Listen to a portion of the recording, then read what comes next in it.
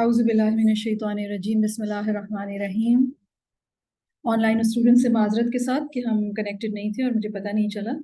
انشاءاللہ تعالیٰ اب آپ ہم کنٹینیو کر رہے ہیں، تو پھر جو آپ کا لیکچر مس ہوا ہے تو انشاءاللہ تعالیٰ اس کی ریکارڈنگ ہم آپ کو پرووائڈ کر دیں گے انشاءاللہ۔ اعوذ باللہ من الشیطان الرجیم، بسم اللہ الرحمن الرحیم۔ ہم بات کر رہے ہیں پہلی آیت کے حوالے سے ہی، یسبح للہ ما فی السماوات و ما فی الارض، اور ہم بات کر رہے ہیں انسانوں کی تسبیح کے حوالے سے اور ان کی قلبی تسبیح کے حوالے سے۔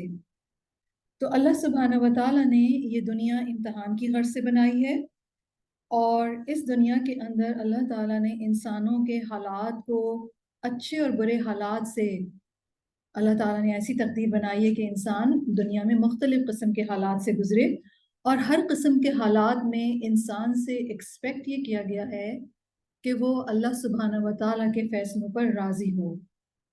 یہی اس کے امتحان میں کامیابی کی دلیل ہے، اور انسان کو امتحان میں کامیابی کے لیے اللہ تعالیٰ نے فیسیلیٹیٹ کیا ہے انسٹرکشنز کے ذریعے قرآن مجید میں، اور ہیومن ماڈلز کے ذریعے نبی کریم صلی اللہ علیہ وسلم کی تعلیمات کے ذریعے سے، ان کی شخصیت اور کردار کے ذریعے سے اللہ سبحانہ و تعالیٰ نے فیسیلیٹیٹ کیا ہے۔ تو یہ جو کانسیپٹ ہے کہ اللہ تعالیٰ نے میری تقدیر میں جو کچھ بھی لکھا ہے، ہم میں سے ہر ایک اپنے بارے میں سوچے، چاہے وہ اچیومنٹس ہیں، چاہے وہ محرومیاں ہیں، چاہے وہ صحت ہے، چاہے وہ تندرستی ہے، چاہے وہ خوشحالی ہے، چاہے بدحالی ہے، چاہے رشتے ہیں یا رشتے نہیں ہیں، جو کچھ بھی میری اور آپ کی تقدیر میں اللہ سبحانہ و تعالیٰ نے عطا اور محرومی، فضل یا انعام، جس چیز کا بھی فیصلہ فرمایا ہے، اس کے بارے میں میرا اور آپ کا امتحان ہے۔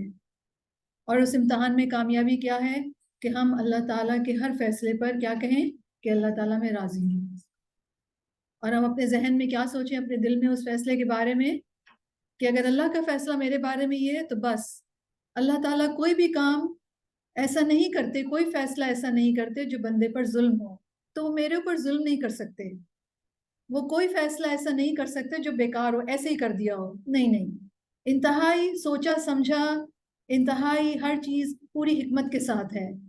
تو اگر یہ فیصلہ فرمایا گیا ہے تو پھر یہ میرے بیسٹ انٹرسٹ میں ہے، رائٹ؟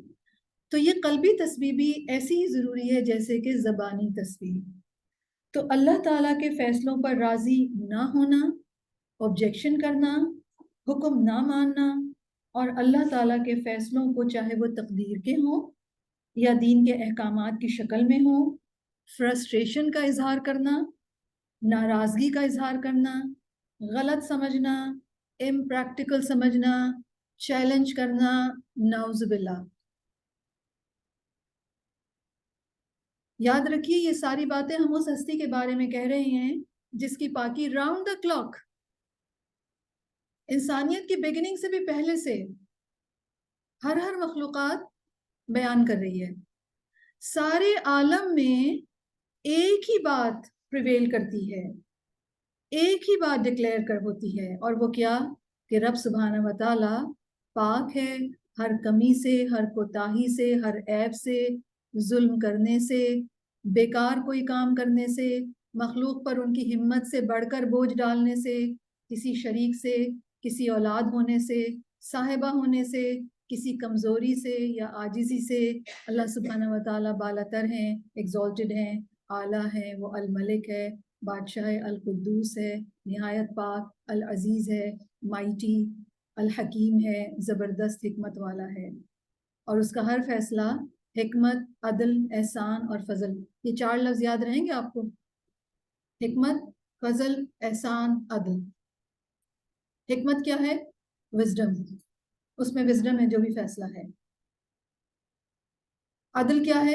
جسٹ ہے، ظلم نہیں ہوا، بالکل فیئر ہے۔ احسان،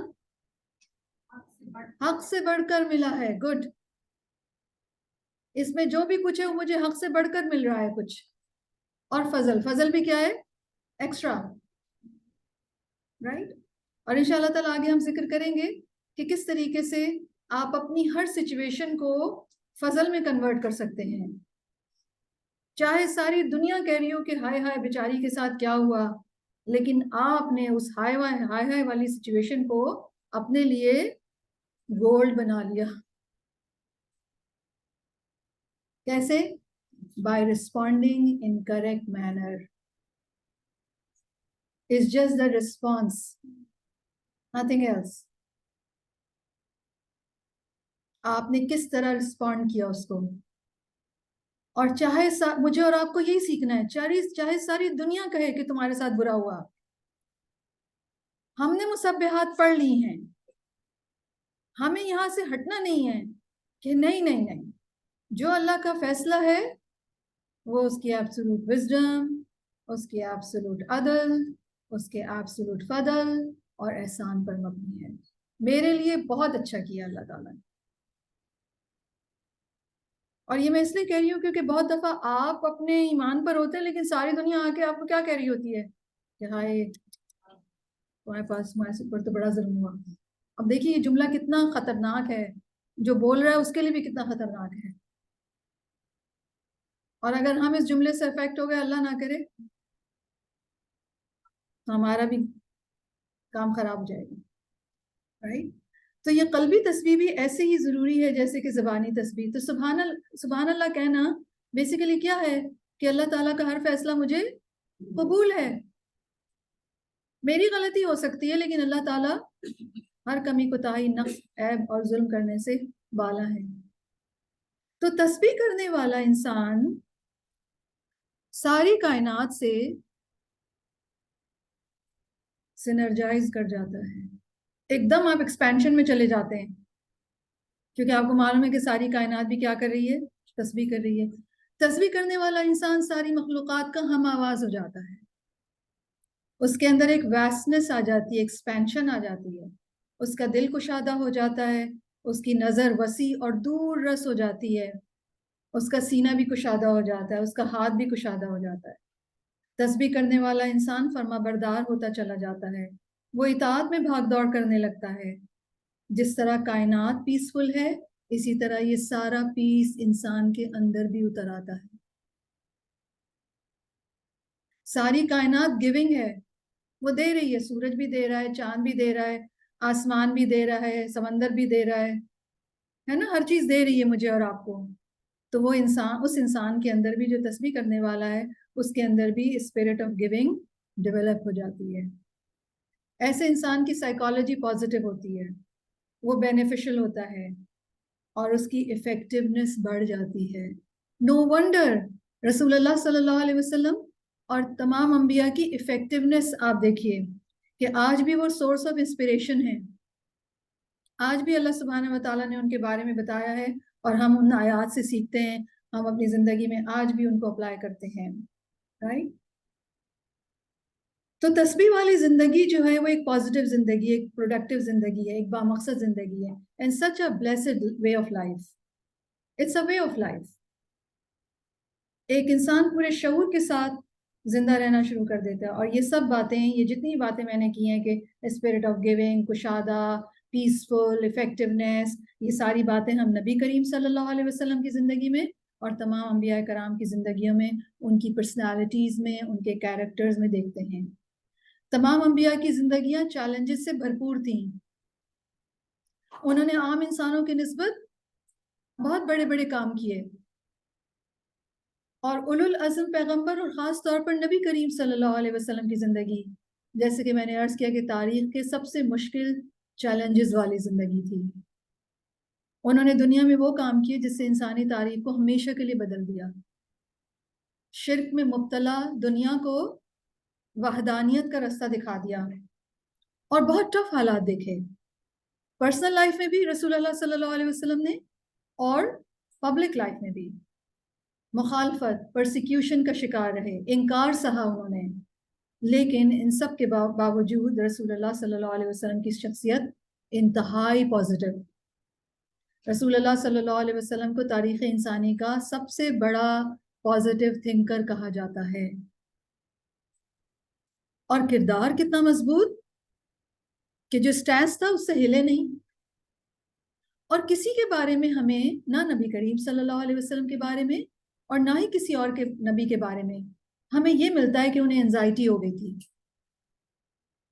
یا انہیں ڈپریشن ہو گیا تھا، یا ان کی ہمتیں ختم ہو گئی تھیں، یا ان کا صبر بس ہو گیا تھا، یا انہوں نے کہا کہ اب بس صبر نہیں ہوتا، بس بہت صبر کر لیا. ایسی کوئی رپورٹ ملتی ہے؟ نہیں. اور ان کی افیکٹونیس دیکھیے، ہزاروں سال گزرنے کے باوجود بھی وہ سورس آف انسپریشن ہے، روشنی کے مینار ہیں. وہ مینار جنہوں نے انسانوں کی زندگیوں کو انلائٹن کیا ہے، وہ سب کے سب تسبیح کرنے والے تھے. اور اللہ سبحانہ و تعالیٰ نے ان کو گاہے بگاہے تسبیح کرنے کا حکم بھی دیا، جیسے کہ میں نے عرض کیا، مختلف مواقعوں پر، مختلف حالات میں، مختلف سچویشنز میں، مختلف اوقات میں.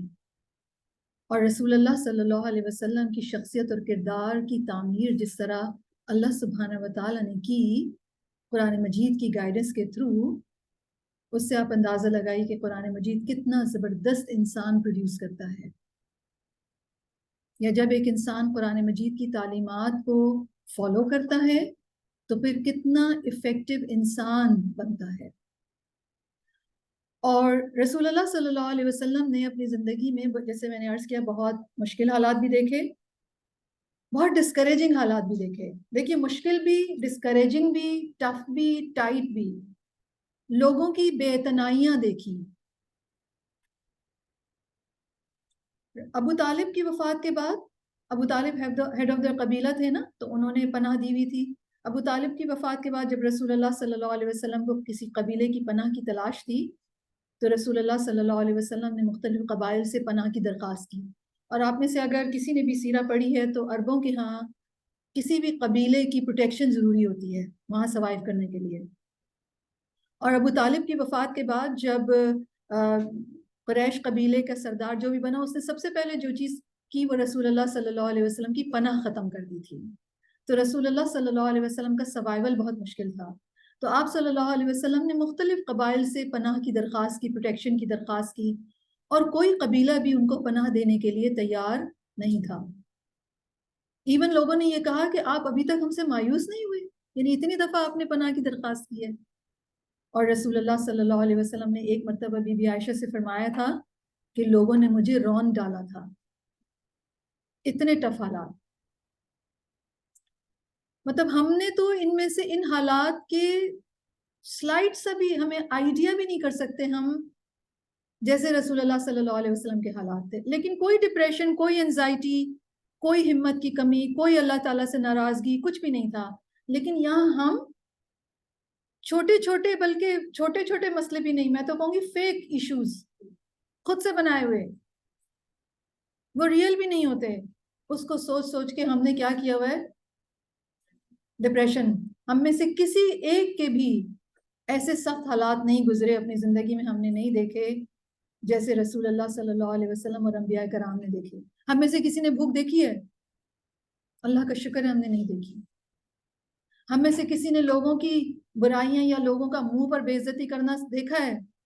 الحمدللہ نہیں دیکھا ہم نے. ہم میں سے کسی کو بھی پروٹیکشن یا سیکیورٹی کا ایسا ایشو ہوا کہ ہماری جان کے لالے پڑ گئے ہوں؟ الحمدللہ ایسا بھی کبھی نہیں ہوا. اور پاورٹی دیکھی ہم میں سے کسی نے؟ نہیں. اللہ کا شکر ہے الحمدللہ، اللہ کا فضل رہا ہے ہم پر. لیکن اس کے باوجود ہم میں سے ہر دوسرا انسان جو ہے وہ، آپ اس سے پوچھے کیا حال ہے، آپ کو کہتے پتہ نہیں کیا بات ہے، انزائٹی ہوئی ہے. آپ پوچھیں کیا حال ہے، بس پتہ نہیں یہ ہو گیا ہے اور وہ ہو گیا ہے. ہم سب کا یہی حال ہے نا. ہم سب اپنی ایک لمبی سی لسٹ بتاتے ہیں، ذرا کوئی حال پوچھ لے کہ مجھے یہ بھی ہوا ہوا ہے، یہ بھی ہوا ہوا ہے، یہ مسئلہ، یہ مسئلہ، یہ مسئلہ، یہ مسئلہ، اور پتہ نہیں کیوں ڈپریشن ہوا ہوا ہے. اور امیزنگ بات یہ ہے کہ بھرے پورے گھر، بھری پوری فیملیز، کھانے پینے سے بھرے ہوئے گھر، خوشحال، سب کچھ موجود ہے، لیکن پتہ نہیں کس چیز کی پریشانی ہے. شوہر کہنے میں ہیں، بچے کہنے میں ہیں، اللہ کا شکر ہے سب کچھ حالات اچھے ہیں، لیکن پتہ نہیں کس بات پر رنگ اڑا ہوا ہے. اور ہے نا، کس بات پر؟ آپ سوچیں ذرا اس بات کو کہ کس بات پر میں پریشان ہوں. اس بات پر کہ کوئی بات ہی نہیں ہے. دیکھیے نا، بیٹا بھی فرما بردار ہے، بہو بھی اللہ کا شکر ہے، فرما بردار ہے, اللہ کا شکر ہے, ہر چیز رکھ رکھاؤ. تو اب کس بات پر آپ پریشان ہیں؟ تو فیک مسئلہ ہی کیا ہوا ہے نا خود ہی. آئی مین بہو سے جیلس ہو کے یا بیٹے کے بارے میں سب کچھ ٹھیک ہے, لیکن چونکہ کچھ کوئی تسبیح نہیں ہے, کیونکہ اس لیے فیک مسائل خود سے ہی پریشان. بہت سارے لوگوں سے آپ ایسے ملتے ہوں گے یقیناً, ہے نا, کہ وہ کہتے ہیں پتہ نہیں, بس آپ کہیں گے نہیں سب کچھ تو ٹھیک ہے کہ نہیں, لیکن پتہ ہے ابھی یوں بھی مجھے لگتا ہے کہ یہ نہ ہو جائے. اب بھائی جو ہوا نہیں ہے. اور دوسری بات یہ کتنی آپ اگر سوچیں گے تو لو آئی کیو کی بات ہے. پلیز لیٹ می سے دیٹ, تاکہ ہمیں ذرا سی غیرت آئے. جس رب سبحانہ و تعالیٰ نے مجھے اور آپ کو جب سے ہم اس زندگی دنیا میں آئے ہیں وہاں سے لے کر آج تک اچھے حالات میں رکھا ہے, تو آئندہ بھی, مطلب یہ آئندہ کی خود ساختہ پریشانی کہاں سے آئی؟ یا تو کوئی پریویسلی حالات ہی سارے خراب رہتے, مطلب رسول اللہ صلی اللہ علیہ وسلم سے زیادہ وہ تو یتیم تھے, اپنے 6 سال کے تھے, ان کے پیرنٹس ہی نہیں, ماں بھی مر گئی تھی. تو آپ سوچیں کہ سب سے زیادہ تو وہی سوچتے رہتے کہ میرے تو والدین بھی نہیں تھے, پتہ ہے میرے تو والدین بھی نہیں تھے, پھر اس کے بعد دادا بھی چلے گئے, پھر چچا بھی چلے گئے, پھر یہ ہوا, پھر یہ ہوا, پھر یہ ہوا, کچھ بھی نہیں.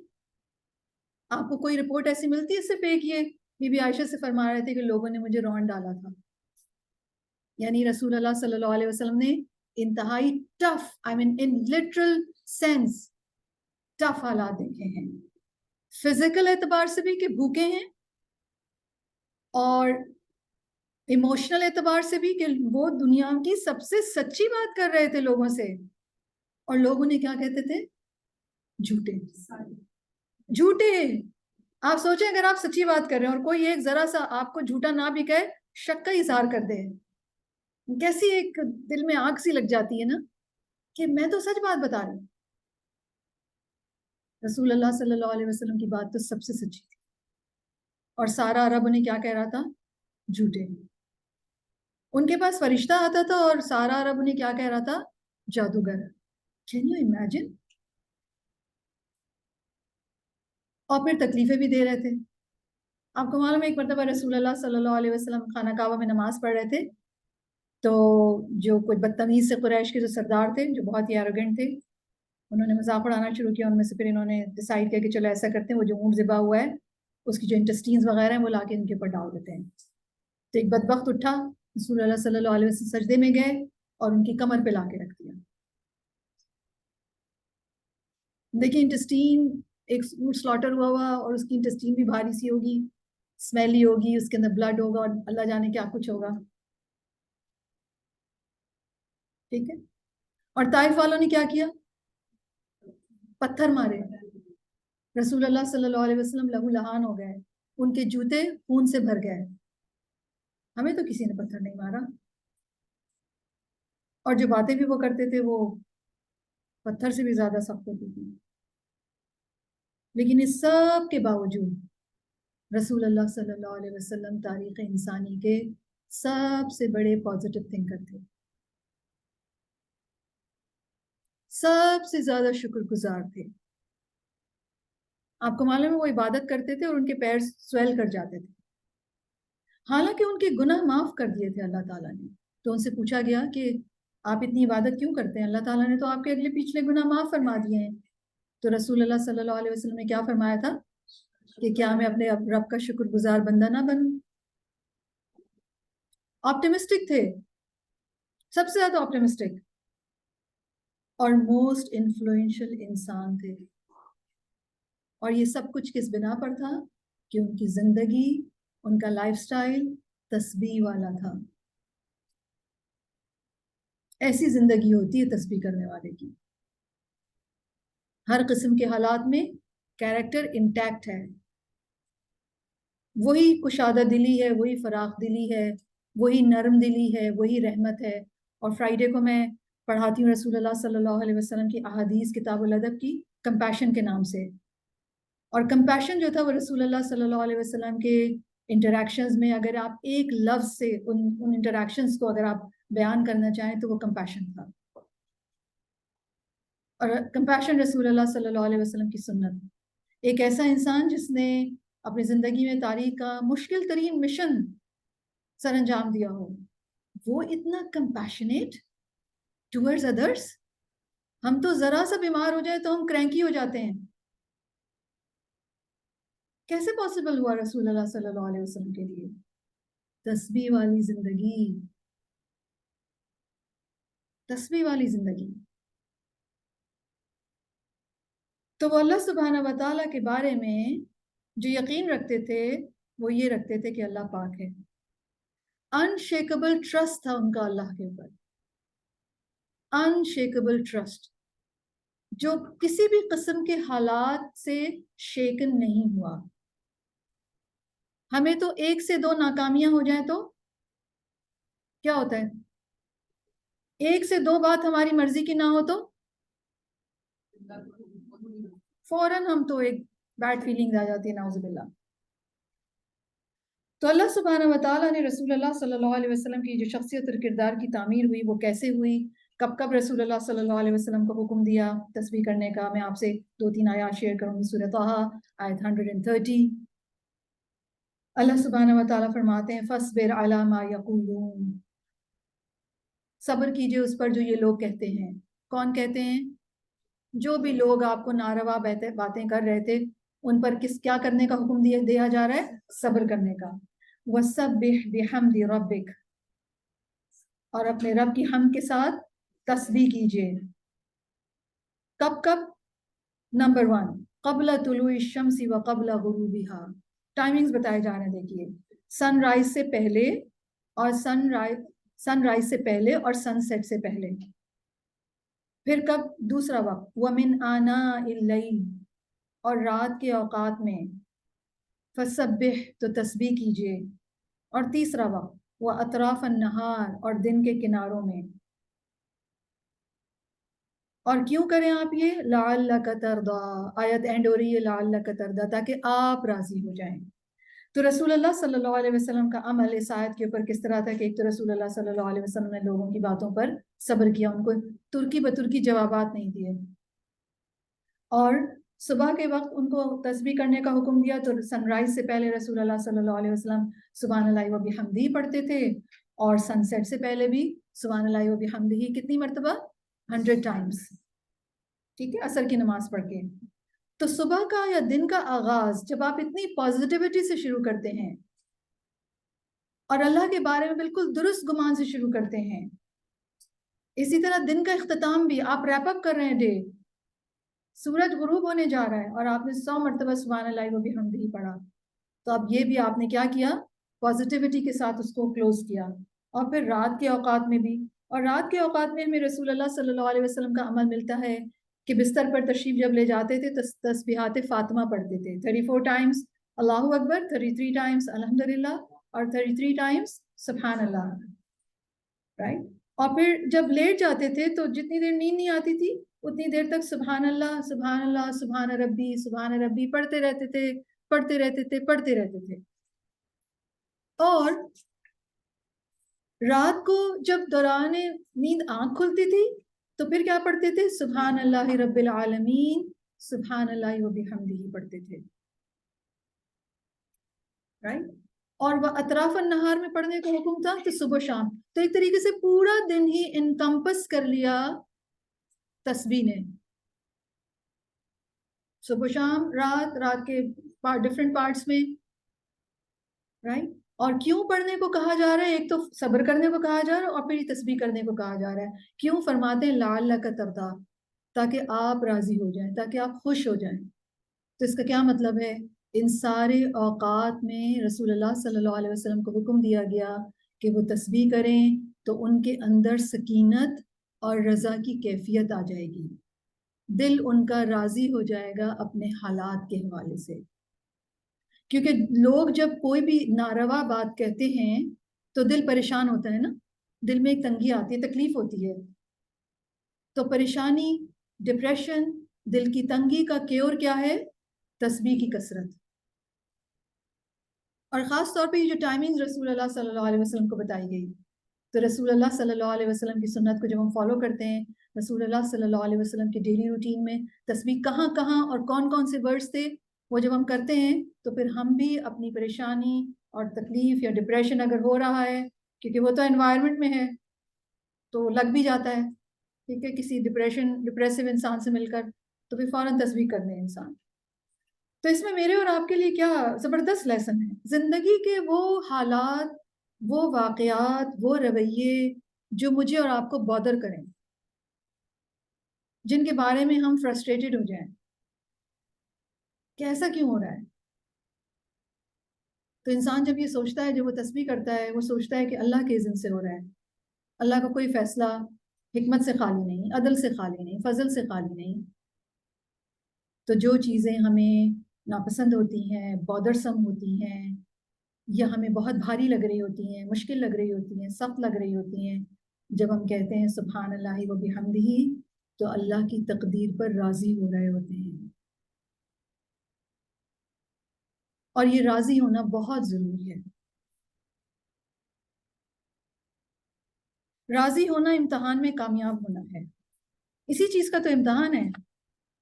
یہ جو سارا سیٹ اپ، یہ جو سارے ہنگامے، جو بھی ایکٹیویٹیز ہیں زندگی کی، آپ کو معلوم میرا اور آپ کا امتحان لمحے لمحے ہو رہا ہے، اور ہر دفعہ میرا اور آپ کا رسپانس دیکھا جا رہا ہے، اور زبان سے کیا نکلا یہ دیکھا جا رہا ہے. تو راضی ہونا امتحان میں کامیابی، ٹک لگ گیا، یہ سکسیسفل، راضی ہے، یہ بندی راضی ہے، یہ بندی راضی ہے. اور جیسے کہ میں نے عرض کیا کہ راضی ہونا کیوں ضروری ہے. آپ کو معلوم ہے کہ ہمیں جس قسم کے بھی حالات اللہ تعالیٰ نے، دیکھیے یہ بھی تو پاسبلٹی تھی نا کہ جب اللہ تعالیٰ ایبسلیوٹ اختیار رکھتے ہیں تو یہ پاسبلٹی تھی نا، یا ایک آپشن اللہ کے پاس یہ بھی تھا کہ سب کی زندگیاں سب اچھے ہی رہتی ہیں. اللہ تعالیٰ کے بس میں یہ تھا ایبسلیوٹلی. لیکن اللہ تعالیٰ نے ایسا نہیں کیا. انہوں نے اچھے اور برے حالات سے ہمیں آزمایا ہے، اور ہم سے کیا ایکسپیکٹ کیا ہے کہ ہم بات سمجھیں کہ یہ سیٹ اپ ہے کیا، کرنا کیا ہے، ملے تو کیا کرنا ہے، نہ ملے تو کیا کرنا ہے. لیکن انسان جب ڈیوائن نالج سے اکوپ نہیں ہوتا، وہ جب سیکھتا نہیں ہے تو وہ سمجھتا ہے کہ جب مل رہا ہے تو بہت اچھا ہے، اور جب نہیں مل رہا ہے تو اچھا نہیں ہے. حالانکہ یہ ملنا بھی برا ہو سکتا ہے اور یہ نہ ملنا بہت اچھا ہو سکتا ہے. ایک انٹیلیجنٹ انسان، ایک اسمارٹ انسان وہ ہے جو دونوں قسم کے حالات کو اچھا بنا لے. رائٹ؟ یاد رکھیے کسی کو ملتی ہوئی بہت بڑی نعمت آپ کو لگے کہ بھائی یہ تو بہت ہی اللہ کا فضل ہے کسی کے اوپر، لیکن ضروری نہیں ہے. آپ نہیں جانتے کہ اس نے اپنی نعمت کو نعمت رکھا ہے یا اس نے مصیبت بنا لیا ہے. You don't know. اور اسی طرح آپ کو لگتا ہے کہ اوف بیچارہ کتنا پاپر ہے، پانی میں روٹی بھگو کے کھا رہا ہے، تن پہ پورے کپڑے نہیں ہیں، سر پر چھت نہیں ہے، لیکن آپ نہیں جانتے کہ اس نے اپنی اس مصیبت کو کیا زبردست طریقے سے کنورٹ کر لیا ہو ایک زبردست فضل میں. کیسے؟ راضی ہو کر، راضی سے بھی آگے بڑھ کر شکر کر کے. رائٹ؟ یہ بالکل ایسے ہی ہے جیسے آپ اس ملک کی کرنسی، اب میں نام نہیں لے رہی، سب کو پتا ہے کس ملک کی کرنسی ڈاؤن ہو رہی ہے اور کس کی جا رہی ہے. آپ اپنی ساری کرنسی کو جو ہے، جو آپ کے پاس ہے، آپ اس کو کنورٹ کر لیں بالکل رائٹ ٹائم پر، جس میں وہ مزید ڈی ویلیو ہونے جا رہی ہے. لیکن آپ نے کیا کیا؟ آپ نے ایک ایسی کرنسی میں کنورٹ کر لیا جو کہ اوپر ہی اوپر جا رہی ہے. میں کہہ نہیں رہی ہوں کسی کو کرنے کو، بائی دا وے، رائٹ؟ مثال دے رہی ہوں، سمجھا رہی ہوں کہ کتنا زبردست فائدہ اور کتنا کسی انسان کے اسمارٹ ہونے کی دلیل کہ بھئی واہ کیا کیا اس نے، اپنے ریسورس کو کنورٹ کر دیا ایک ایسے ریسورس میں جو کہ ہمیشہ اس کو بینیفٹ دے گا. تو ہر قسم کے حالات کے حوالے سے جو اللہ تعالیٰ نے ہمیں بہت آرام سے بتا دیا کہ دیکھو میں تمہیں آزماؤں گا، وَنَبْلُوكُمْ بِالشَّرِّ وَالْخَيْرِ فِتْنَةً، ہم تمہیں آزمائیں گے شر سے بھی اور خیر سے بھی آزمانا.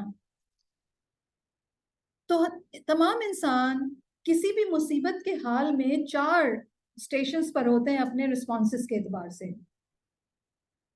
نمبر 1، لوگ ناراض ہو جاتے ہیں، یا تو دل سے یا بے قراری کا اظہار کرتے ہیں، یا زبان سے کہتے ہیں میرے ساتھ یہی ہو گیا، میرے ساتھ تو ہمیشہ یہی ہوتا ہے. تو مصیبت کے حال میں ناراضگی کا اظہار کرنا، ایک یہ رسپانس ہے. سیکنڈ رسپانس ہے، اب یہ تھوڑا سا سائڈ ٹاپک ہے بٹ مجھے لگا کہ ریلیونٹ ہے اس لیے سب کے لیے ضروری ہے کہ سن لیں گے. دوسرا رسپانس ہے کہ صبر کا. مصیبت بہت بھاری ہے، اچھی بھی نہیں لگ رہی ہے، پینفل بھی ہے، فزیکلی بھی ایموشنلی بھی، لیکن ایک انسان برداشت کرتا ہے.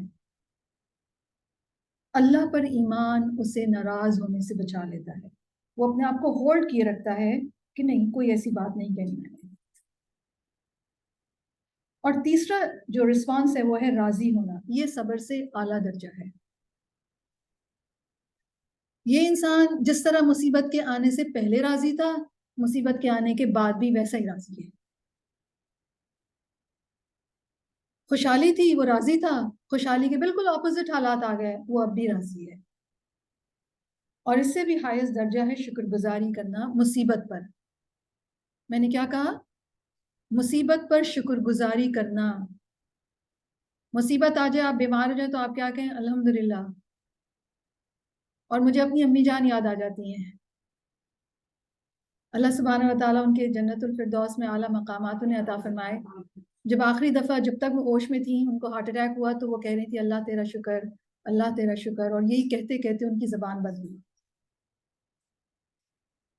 یعنی شی واز ان پین اور بہت گھبرائی ہوئی تھی. آف کورس ہارٹ اٹیک ہوا تھا جو کہ پھر کوما میں چلی گئیں، لیکن آف کورس تکلیف بھی ہو رہی تھی. اور وہ ایسے ہی نہیں نکل آیا، انہوں نے کوئی رٹا ہوا نہیں تھا، وہ ان کی پرسنالٹی تھی ایکچولی. وہ ان کا وہ کردار تھا جو تھرو آؤٹ زندگی انہوں نے وہ چیز لرن کی تھی. تو جس وقت وہ ہارٹ اٹیک تھا جو کہ کوما میں لے گیا ان کو، اس وقت ان کے آخری الفاظ اللہ تیرا شکر، اللہ تیرا، بس یہی کہے جب اور کوئی لفظ نہیں نکل رہا تھا، اللہ تیرا شکر، اللہ تیرا شکر، اللہ تیرا شکر. تو تکلیف پر شکر ادا کرنا which is the highest level.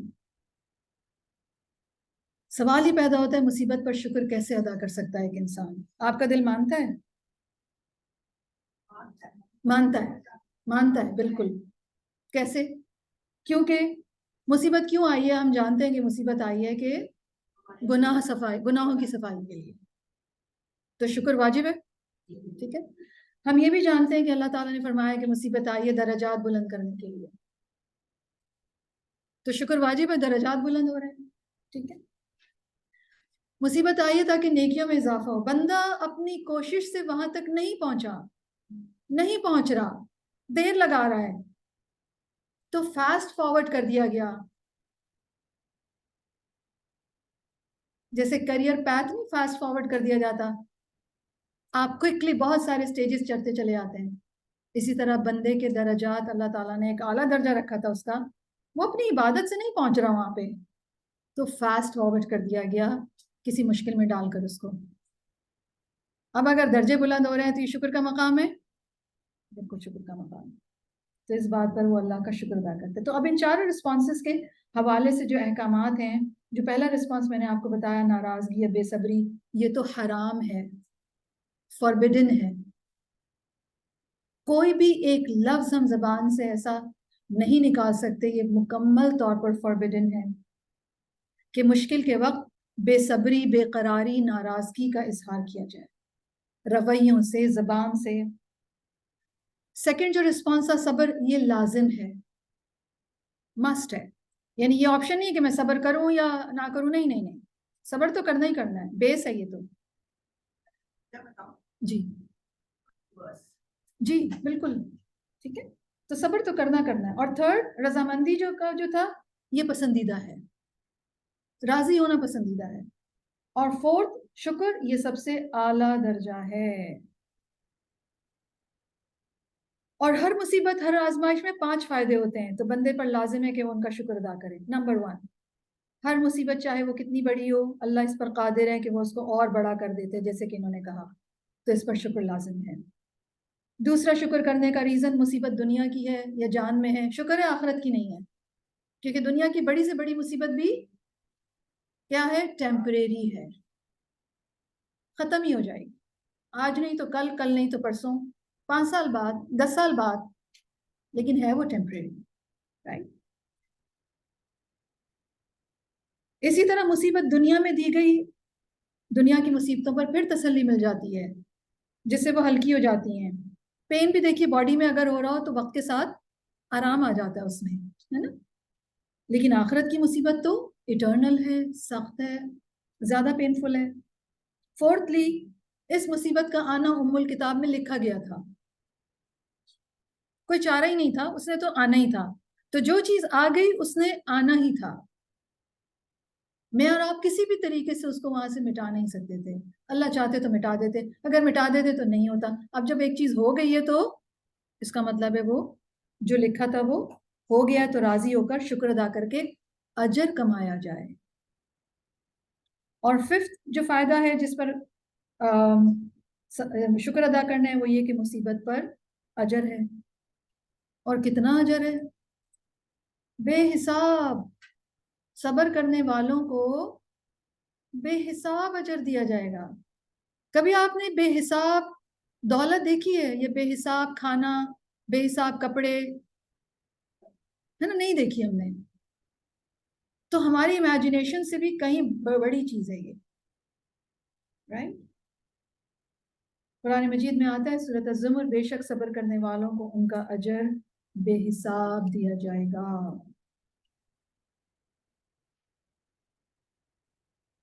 تو پھر راضی ہونا آسان ہے، لا اللہ کا تردا. تو رسول اللہ صلی اللہ علیہ وسلم کو یہ فرمایا گیا کہ صبر کرو، ہولڈ یور سیلف، کنٹرول کریں اپنے آپ کو. جو کچھ بھی باتیں اس کے اوپر جو تکلیف ہو رہی ہے اس میں اپنے آپ کو ہولڈ کریں اور کیا کرنا شروع کر دیں؟ تسبیح. تو ہمیں اگر کوئی کچھ ناروا رویہ، ناروا بات، اپنی زبان کو بالکل ضبط اور کیا کرنا شروع کر دیں؟ تسبیح.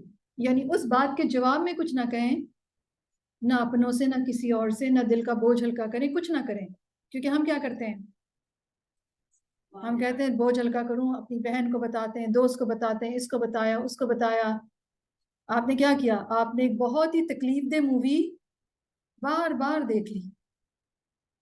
اس سے کیا ہوا؟ آپ کے برین میں وہ نیورون کے پیچز میموری بن گئی اور وہ ایک کلک سے بھی جلدی آپ کو یاد آ جائے گا، دوبارہ آنسو بھی بہنے لگیں گے، آپ دوبارہ اسی ولنریبل ایموشنل اسٹیٹ میں چلے جائیں گے.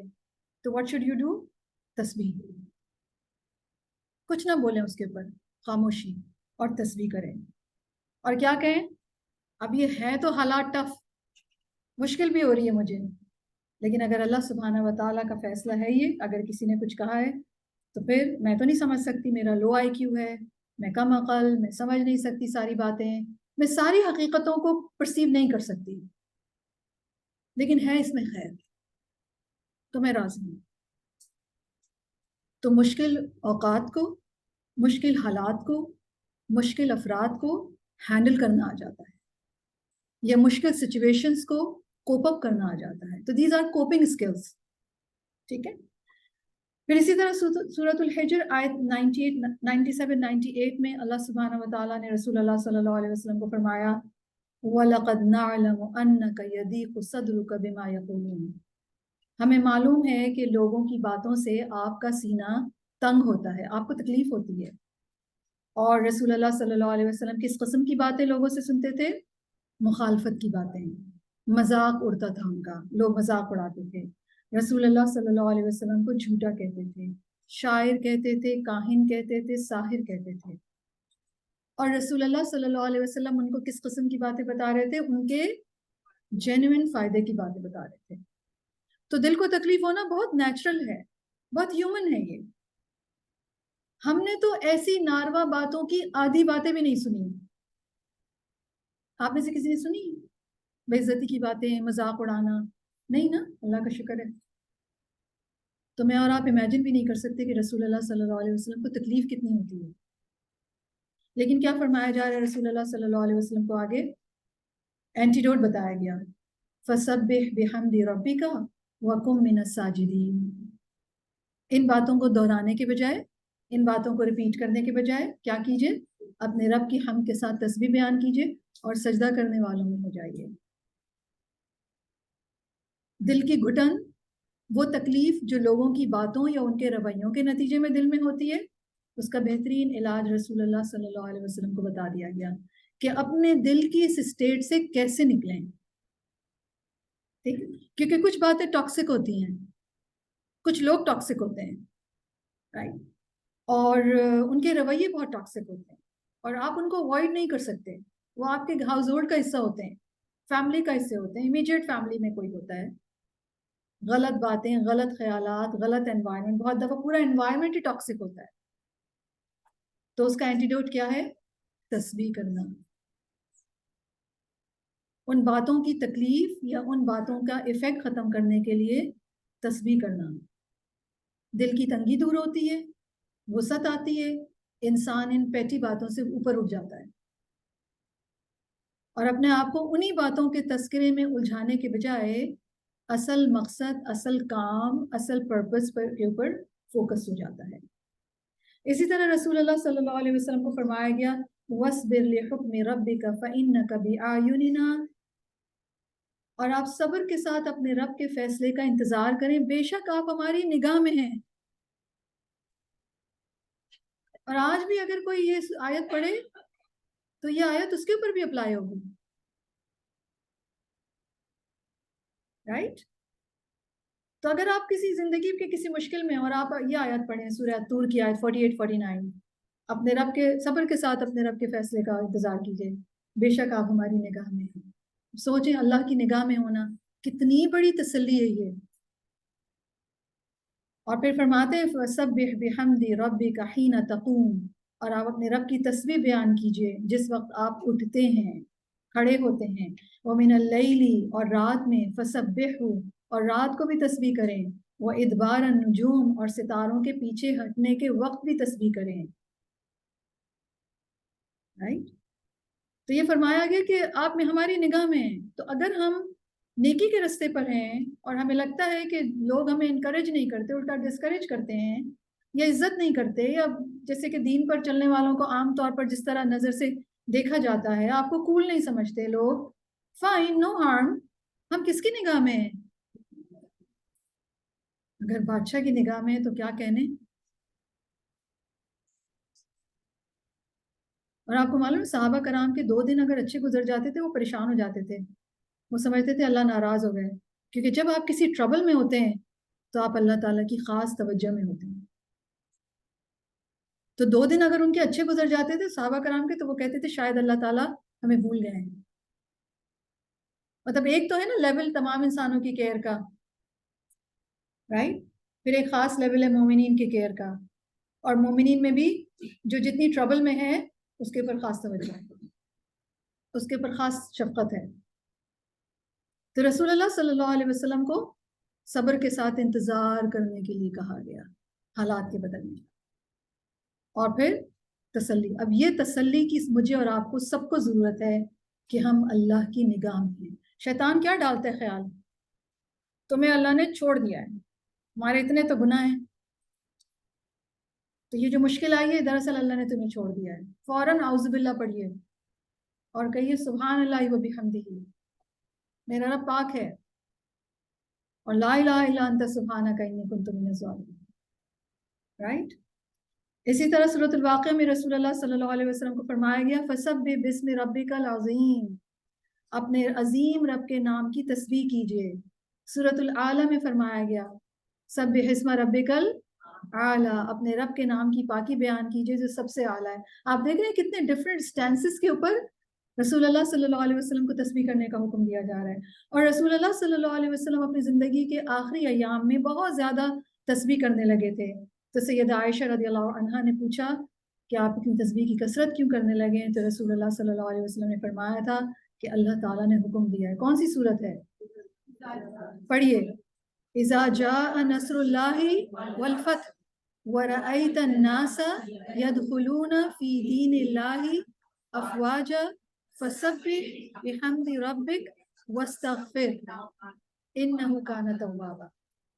رائٹ. تو جب اللہ کی مدد آ جائے، جب آپ اپنے مشن کو کمپلیٹ ہوتا ہوا دیکھیں، لوگ دین میں داخل ہو رہے ہوں، سکسیسفل ہے آپ کا مشن، کمپلیٹ ہو رہا ہے، تو اب آپ اپنی رب کی تسبیح کریں ہم کے ساتھ. تو رسول اللہ صلی اللہ علیہ وسلم کو یہ بھی سکھایا گیا کہ جب کام کمپلیٹ ہو رہا ہو اور آپ سکسیسفلی اس کام کو کمپلیٹ کر رہے ہوں تو پھر اب تسبیح اور زیادہ کریں. اب آپ سوچیے کہ کوئی وقت رہ گیا، یعنی آلریڈی رسول اللہ صلی اللہ علیہ وسلم کا پورا دن جو تھا، ان کی جو لائف، ان کا جو لائف سٹائل تھا وہ تسبیح بیس تھا. ان کو مزید تسبیح کرنے کا حکم دیا جا رہا ہے. تو رسول اللہ صلی اللہ علیہ وسلم کی زندگی کتنی برکت والی تھی، کتنی افیکٹو تھی. تو میرے اور آپ کے لیے اس ساری بات میں، کیونکہ یسبح للہ ما فی السماوات و ما فی الارض، سب سے اچھی تسبیح تو انسانوں کی، اور اس سے بھی زیادہ اچھی تسبیح مومن کی ہونی چاہیے نا. تو میں اور آپ کب کب تسبیح کریں؟ رسول اللہ صلی اللہ علیہ وسلم کے طریقے کو دیکھتے ہوئے، رسول اللہ صلی اللہ علیہ وسلم کی جو ٹیچنگز ہیں اس کے مطابق. بریفلی یہ باتیں یقیناً سب کو معلوم ہے، ایک اوور ویو کر لیتے ہیں کہ کب کب کرنی ہے. سونے سے پہلے کرنی ہے، نیند کے دوران جب رات کو آنکھ کھلے کبھی بھی اس وقت تسبیح کرنی ہے، صبح شام کرنی ہے، سن رائز سے پہلے، سن سیٹ سے پہلے. پھر ہماری نمازوں کا آغاز جو ہے، اوپننگ دعا جو ہے وہ سبحانک اللہم سے شروع ہوتی ہے، رائٹ. رکوع اور سجود کی جو تسبیحات ہیں اس کو کانشیسلی کر کیجیے. بلندی سے نیچے اترتے ہوئے، سیڑھیاں جب ہم اترتے ہیں اس وقت کرنا ہے سبحان اللہ. اسی طرح اپنی زندگی کے مشکل حالات کو فیس کرتے ہوئے، چیلنجز کو ہینڈل کرنا ہو، اور یہ ساری تسبیح جو ہے وہ اس سارے برڈن کو، ساری تکلیف کو کم کر دیتی ہے. اسی طرح لوگوں کی نیگیٹو باتوں کے رسپانس میں، اپنی پریشانی اور غم میں اپنے آپ کو ایموشنلی سیٹسفائی کرنے کے لیے، اسٹیبل کرنے کے لیے، ایسے مومنٹس میں جس میں آپ ولنریبل ہوں، تسبیح شروع کر دیجئے. اپنی انزائٹی اگر آپ کو فیل ہو رہی ہو اس سے نکلنے کے لیے، اس کو ہینڈل کرنے کے لیے، کوئی بھی پرابلم زندگی میں آ گئی ہے، چھوٹی سے چھوٹی ہو چاہے بڑی سے بڑی ہو، فوراً کیا کریں؟ اللہ کی تسبیح بیان کرنا شروع کر دیں. اسی طرح اپنی زندگی کے جو یہ تقدیر کے جو فیصلے ہیں جن پر آپ ابھی تک اگر راضی نہیں تھی، تو اب آپ کیا کہیں؟ آپ کہیے میں راضی ہوں. اور اپنی زندگی کے ٹف جو چیلنجز ہوں ان کو بھی ہینڈل کرنے کے لیے تسبیح کریں.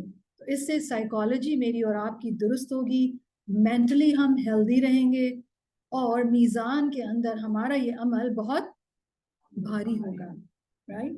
اسی طرح اولڈ ایج کی سب سے آسان عبادت تسبیح کرنا ہے، سبحان اللہ والحمد للہ ولا الہ الا اللہ واللہ اکبر. اور اولڈ ایج میں یہ عادت آپ کو اچانک سے نہیں آ جائے گی کہ آپ تسبیح کرنا شروع کر دیں گے. اگر آپ ابھی سے اس کو اپنا ہیبٹ بنائیں گے تبھی جا کے اولڈ ایج میں تسبیح کر سکیں گے. اسی طرح صدقہ کرنے کے لیے جب مال نہ پائیں تو پھر تسبیح کریں. رزق کی کمی دور کرنی ہو تو تسبیح سبحان اللہ و بحمدہ. اپنی جنت کو سرسبز کرنا ہو، درخت لگانا ہو تو تسبیح کریں. آگ سے بچنے کے لیے تسبیح کریں. اپنے اندر سے اخلاقی برائیاں، یہ جو تھوڑ دلا پن ہے، بخل ہے، مائزرلینس ہے یا بزدلی ہے، اس سے نکلنے کے لیے تسبیح کریں. خوفزدہ ہیں، ڈر لگ رہا ہے، کسی بھی چیز سے ڈر لگ رہا ہے، چاہے ملک کے پولیٹیکل حالات سے ڈر لگ رہا ہے یا کسی جنوین سے ڈر لگ رہا ہے، کسی سے بھی ڈر لگ رہا ہے، یا یہ ڈر لگ رہا ہے کہ کہیں عافیت جو ہے وہ مصیبت میں نہ بدل جائے، کسی بھی چیز سے اگر آپ ڈر رہی ہیں تو فوراً کیا کریں؟ تسبیح شروع کریں. رات سے اگر ڈر لگ رہا ہے تو تسبیح شروع کر دیں.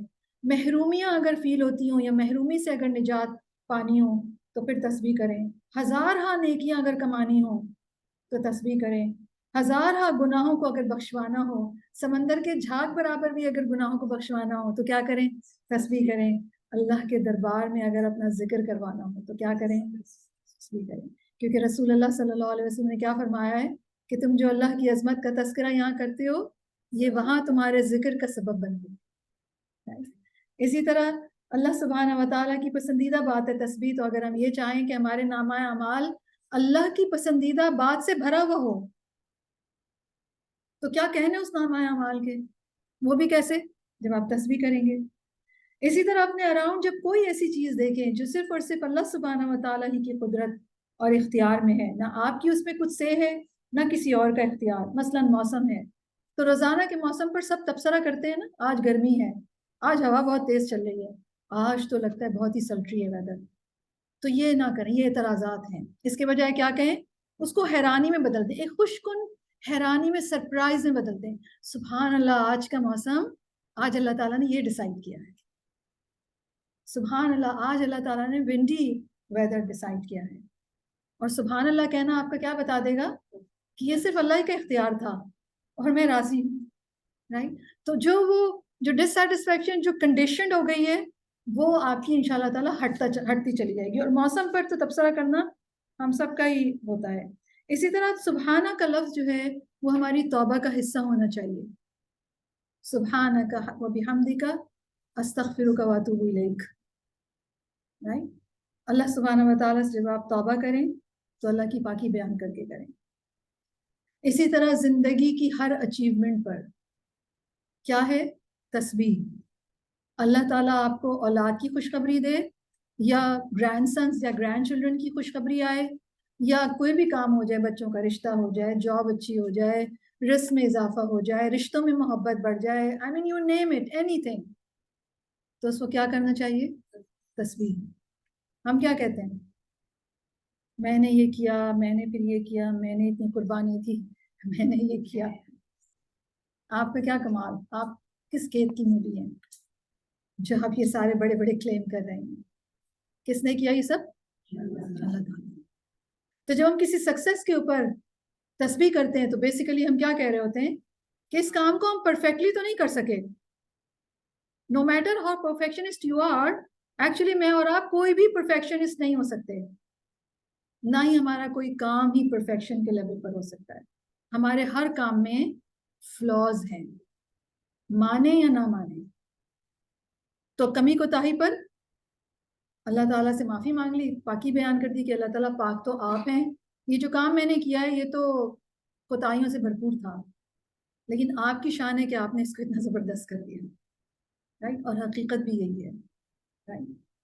اور جو ڈفرینٹ ڈیریویٹیوز یا ایکسٹراپولیشنز ہمیں ملتے ہیں تسبیح کے, وہ سبحان اللہ ہے, سبحان اللہ و بحمدہ ہے, سبحان اللہ و بحمدہ, سبحان اللہ العظیم, اور اسی طرح سبحان اللہ العظیم و بحمدہ, اور سبحان اللہ والحمد للہ ولا الہ الا اللہ واللہ اکبر. اور اس کی ڈفرینٹ آرڈر فرق ہے, لیکن اس میں ہمیں کافی سارے ورژنز ملتے ہیں.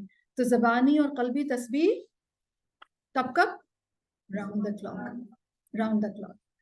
تو یسبح للہ ما فی السماوات و ما فی الارض, اللہ کی تسبیح کرتی ہے ہر وہ چیز جو آسمانوں میں اور جو زمین میں ہے. کون اللہ؟ الملک, القدوس, العزیز, الحکیم. کیوں نہ پاکی بیان کی جائے یا کیوں نہ پاکی بیان کریں آسمان و زمین کی ہر مخلوق اور یہ ساری کائنات. اللہ سبحانہ و تعالیٰ وہ بادشاہ ہے, دا کنگ, القدوس, نہایت پاکیزہ, العزیز, بہت زبردست, الحکیم, خوب حکمت والا ہے.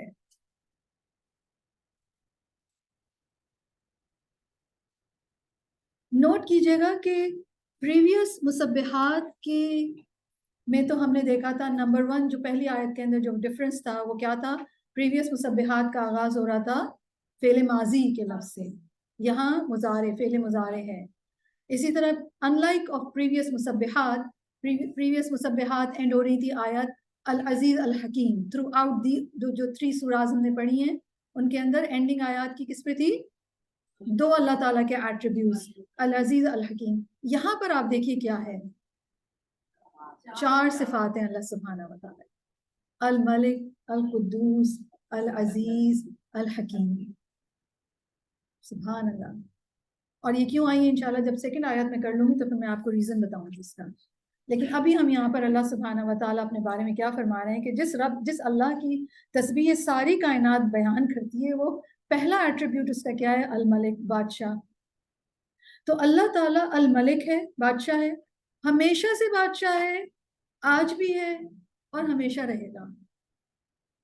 اور اللہ کے علاوہ کوئی اور بادشاہ نہیں ہے, کوئی اور بادشاہ نہیں ہے. اب آپ کہیں گے کہ دنیا میں تو اب تو خیر ویسے امپیریلزم ختم ہو گیا, بٹ اسٹل کچھ ملکوں کے جو ہیڈز ہیں بادشاہ کہلاتے ہیں, لیکن وہ بادشاہ نہیں ہے ایکچولی. صحیح, اصل بادشاہ, حقیقی بادشاہ اللہ ہے, الملک, اور اس کی بادشاہت بہت عظیم الشان ہے, ایبسلیوٹلی پرفیکٹ بادشاہت. اور ملک وہ ہوتا ہے جس کو بادشاہی اور ملکیت بیک وقت حاصل ہو.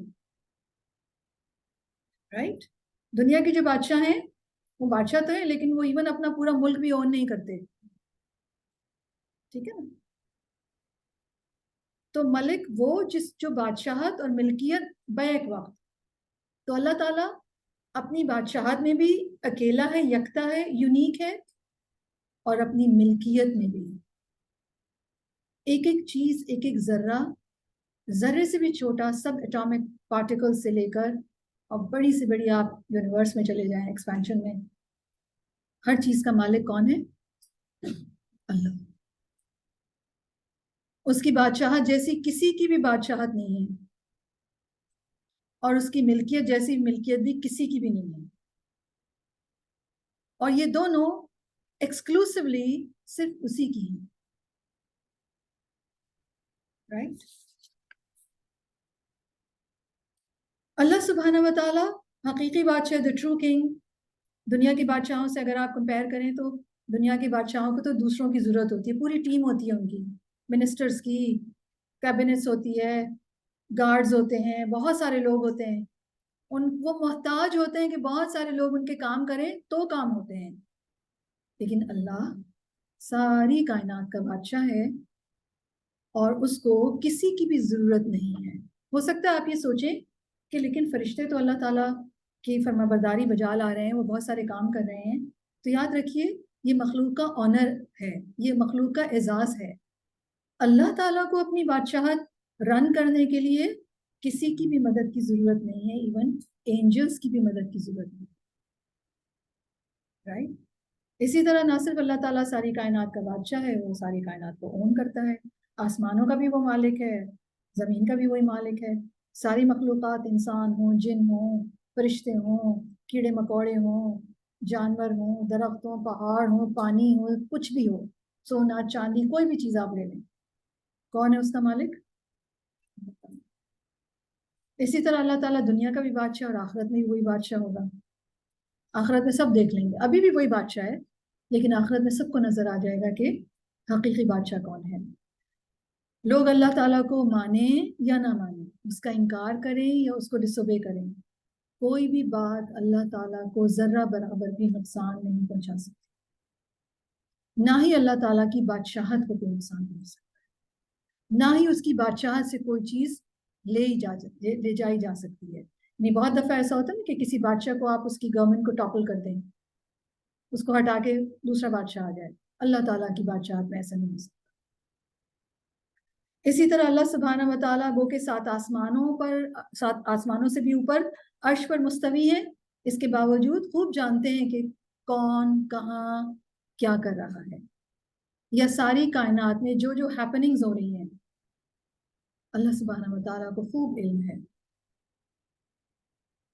اور اللہ المالک الملک کو کسی کی ضرورت نہیں کہ کوئی اس کو انفارم کرے کہ آپ کی مخلوقات یہ کر رہی ہیں، نہیں۔ دنیا کے بادشاہوں کو تو اگر کوئی انفارم کرے تو انہیں معلوم ہوتا ہے کہ ان کی اسٹیٹ میں کیا کچھ ہو رہا ہے، بہت دفعہ غلط معلومات بھی دے دی جاتی ہیں، جس کی وجہ سے کیا ہوتا ہے، بادشاہوں کو بہت نقصان بھی ہوتا ہے۔ لیکن اللہ سبحانہ و تعالیٰ کو ایسی کوئی حاجت نہیں کہ کوئی ان کو بتائے کہ آپ کی فلاں بندی جو ہے وہ اس وقت بیٹھی ہوئی کیا کر رہی ہے۔